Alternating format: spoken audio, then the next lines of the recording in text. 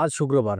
এখন আমি যাচ্ছি অফিসের দিকে। কারণ ম্যাডাম আমাকে অনেকবার কল এবং মেসেজ দিয়েছে। তখন আমি নামাজে ছিলাম। তাই ম্যাডামের ফোন এবং মেসেজের কোনো উত্তর দিতে পারিনি। নামাজ থেকে এসে দেখি ম্যাডাম আমাকে অনেকগুলা মেসেজ এবং ফোন দিয়েছে। সে আমাকে বলেছে আমাকে এখনই নাকি অফিসে যেতে হবে। কি একটা ইম্পর্টেন্ট কাজ পড়ে গেছে তাই। নামাজ শেষ করে খাওয়া-দাওয়া করে চলে গেলাম অফিসের দিকে। বাসা থেকে বের হওয়ার সাথে, সাথে দেখলাম প্রচুর বৃষ্টি। তো উপায় তো না পেয়ে একটা রিক্সা নিয়ে অফিসের উদ্দেশ্যে যাওয়া শুরু করলাম। কিছু দূর যেতে না যেতেই দেখলাম এদিকে আবার কোনো বৃষ্টিই নেই। তবে আকাশটা অনেক মেঘলা। আজ শুক্রবার, কিন্তু এমন একটা চাকরি করি শুক্রবারেও ডিউটি করার লাগে, কিছু করার নাই।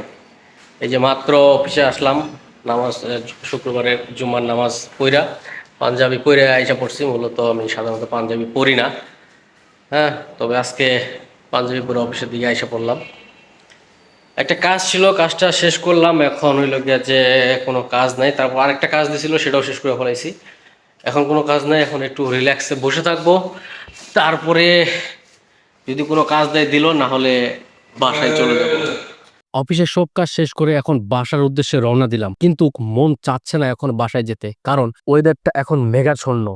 তাই মন চাচ্ছে কোথাও ঘুরতে যেতে। কিন্তু একাই কোথায় যাব ঘুরতে? সাথে যদি কেউ থাকতো তাহলে ঘুরে মজা পেতাম। তবে আকাশের অবস্থা দেখে মনে হচ্ছে যেকোনো সময় বৃষ্টি নামবে। রিক্সায় করে ঘুরতে যেহেতু ভালো লাগছে, তাই আমি রিক্সাওয়ালা মামাকে বললাম, মামা আমাকে কিছুক্ষণ রিক্সায় করে ঘুরান। কারণ বর্তমান ওয়েদারটা আমাকে খুব ভালো লাগছে।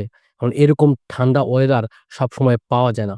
রিক্সায় করে কিছুক্ষণ ঘোরাফেরা করার পরে বাসার উদ্দেশ্যে চলে গেলাম। আজকের ভিডিওটি এতটুকুই। দেখা হচ্ছে নেক্সট ভিডিওতে।